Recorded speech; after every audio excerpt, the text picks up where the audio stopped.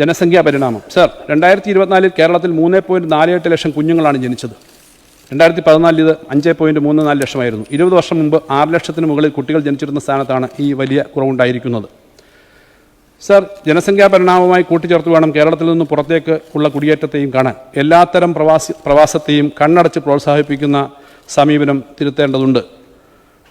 കേരളത്തിൽ മെച്ചപ്പെട്ട വേതനം ലഭിക്കുന്ന തൊഴിലാളികളുടെ അഭാവം അനുഭവപ്പെടുമ്പോൾ കേരളീയർ വിദേശത്തൊട്ടും മെച്ചപ്പെട്ടതല്ലാത്ത സാഹചര്യത്തിൽ പണിയെടുക്കുന്ന സ്ഥിതിയുണ്ട്. പ്രവാസം ഒട്ടേറെ പേർക്ക് വലിയ നഷ്ടക്കച്ചവടമായി തീരുന്ന അനുഭവമുണ്ട്. വിദേശത്തെ തൊഴിൽ കമ്പോളത്തെക്കുറിച്ച് ശരിയായ ധാരണയില്ലാതുള്ള കുടിയേറ്റമാണ് ഇതിന് കാരണം. വിദ്യാർത്ഥികളുടെ കുടിയേറ്റത്തിലും ഇത്തരം പ്രശ്നങ്ങൾ റിപ്പോർട്ട് ചെയ്യുന്നുണ്ട്. ഈ മേഖലയിൽ വിപുലമായ ബോധവൽക്കരണ പ്രവർത്തനങ്ങൾ ഏറ്റെടുക്കും.